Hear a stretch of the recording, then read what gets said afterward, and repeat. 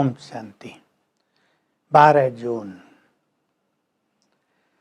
बाप दादा शुरू में ही हम सबको नशा चढ़ा रहे हैं। तुम जैसा खुश नसीब भाग्यवान कोई नहीं, भगवान के सम्मुख बैठे हो।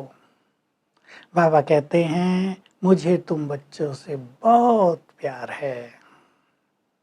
कहता हूं तुम मेरे मीठे बच्चे हो। देखो कितना प्यार देता है भगवान। हम उसे डरते रहे जन्म जन्म, पर वो बहुत प्यार करता है हमें। कहते हैं भक्ति में तुम तो मुझे जानते भी नहीं थे, फिर भी याद करते थे, प्यार करते थे। बाबा हंसी का उदाहरण दे रहा है। कोई पत्नी अपने पति को बिल्कुल जाने नहीं, परिचय न हो, देखा न हो, प्यार कैसे करेगी। लेकिन तुम सब मुझे बहुत प्यार करते थे, बिना देखे बिना जाने। भक्ति में तो कोई मुझे जान ही नहीं सका। किसी को ये पता ही नहीं चला कि भगवान कौन है, वो कब आता है, कहाँ आता है, क्या करता है वो। मैं भारत में आता हूँ, इसलिए भारत में शिव जयंती मनाई जाती है। ये भारत बहुत महान देश है, ये बहुत पवित्र तीर्थ है, क्योंकि यहाँ ये भगवान का बर्थ प्लेस है। यहाँ मेरा अवतरण होता है। ये देवताओं की भूमि है, लेकिन भारतवासी अपने इस गौरव को भूल गए हैं। अब भारत नीचे उतर आया है, फिर से मैं इसे स्वर्ग बना रहा हूँ। और तुम्हें कहता हूँ बच्चे, मैं तुम्हारे लिए स्वर्ग की सौगात लेकर आया हूँ। बहुत प्यार देते हैं। बोलो तुम्हें मुझसे क्या चाहिए? एयर कंडीशन की टिकट चाहिए या फर्स्ट क्लास की? एयर कंडीशन की टिकट माना सतयुगी सूर्यवंशी राजाई, फर्स्ट क्लास माना चंद्रवंशी राजाई। फिर कह रहे सेकंड क्लास भी होता है, वो लेने वाले भी आखिर में आके राजाई प्राप्त कर लेते हैं थोड़ी बहुत। थर्ड क्लास की तो बात ही नहीं। तो तुम्हें सूर्यवंशी राजाई प्राप्त करनी है, अपने को लायक बनाना है। तुम लक्ष्मी को या नारायण को वरोगे या राम या सीता को वरोगे।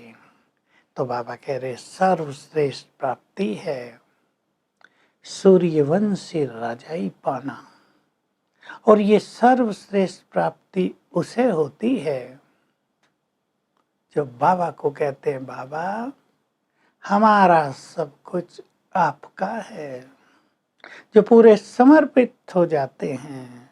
तो बाप भी उन पे समर्पित हो जाते हैं। कहते हैं बच्चे मेरा भी सब कुछ तुम बच्चों का है, मेरे लिए तुम बच्चों के अलावा और है ही कौन। मैं तुम्हें ही अपना सब कुछ देने आ गया हूँ। तो बहुत नशा भी चढ़ा रहे हैं। तुम भगवान के सम्मुख बैठे हो, उससे गीता ज्ञान सुन रहे हो। दुनिया में तो गीता ज्ञान सुनाने वाले, सुनने वाले किसी को भी गीता का यथार्थ अर्थ समझ में नहीं आता। मैं तुम्हें बताता हूँ तुम मुझे कैसे याद करो, और सिखाता हूँ तुम्हें अशरीरी होना है। ये देहभान छोड़ देना है। इसको ही कहते हैं जीते जी मरना। तुम सब आत्माएं हो, तुम ये देह हो ही नहीं। तुमने जन्म जन्म देह लिए हैं, बदले हैं। अब तुम अशरीरी हो जाओ। अशरीरी होकर मुझे याद करो तो तुम्हें बहुत उच्च पद मिल जाएगा। अपना परिचय देते हुए कह रहे हैं मेरे में भी पार्ट भरा हुआ है।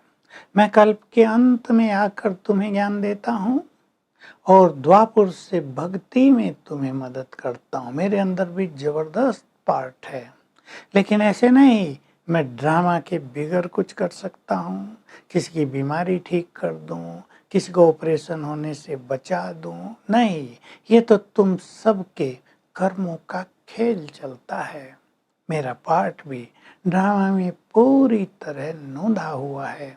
उसके अलावा मैं और कुछ नहीं करता। हाँ, मेरा पार्ट जबरदस्त है। मैं आकर तुम्हें सच्चा सुख प्रदान करता हूँ, संपूर्ण ज्ञान देता हूँ जिसके लिए तुम भटक रहे थे। मैं आकर सतयुगी श्रेष्ठ दुनिया की स्वर्ग की स्थापना करता हूँ। बहुत सुंदर दुनिया है वहाँ।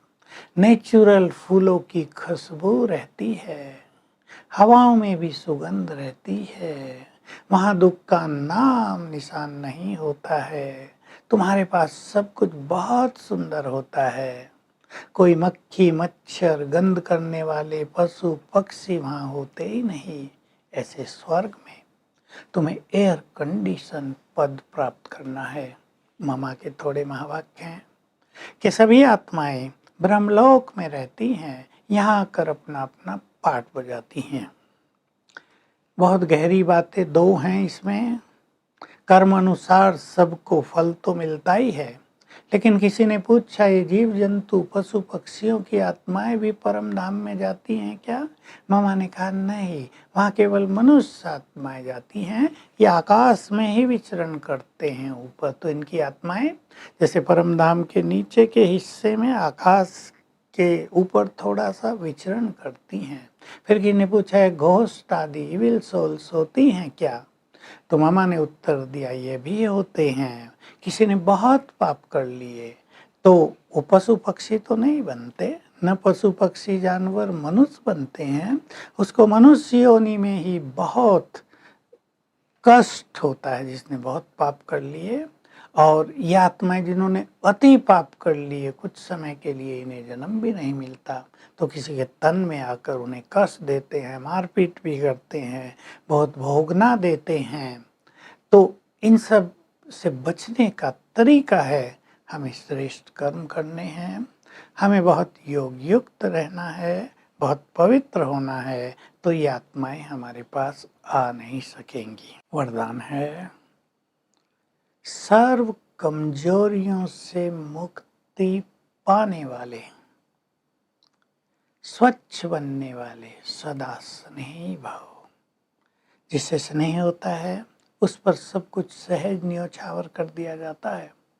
भगवान से हमारा स्नेह है तो उस पर अपनी कमजोरियां सब कुछ स्वाह कर दो।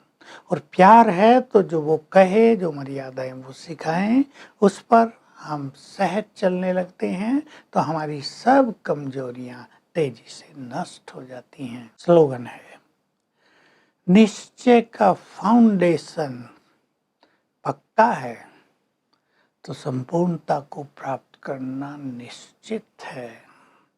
तो आज का अभ्यास हम करेंगे, अपने श्रेष्ठ भाग्य को स्मृति में रखेंगे। वाह कैसा भाग्य मिला, भगवान सम्मुख, उसके सम्मुख उसकी पालना में पल रहे हैं। वो खुद कह रहा है मुझे तुम बच्चे बहुत मीठे बहुत प्यारे लगते हो। और आज सारा दिन उससे प्यार भरी रोरियान करेंगे और अशरीरी होने का अभ्यास करते रहेंगे। जितना अशरीरी होंगे बाबा उतना ही प्यारा भी लगेगा, उससे बात करने में भी आनंद आएगा। Om Shanti. To watch Peace of Mind channel videos on YouTube, subscribe us on youtube.com/tvpeaceofmind.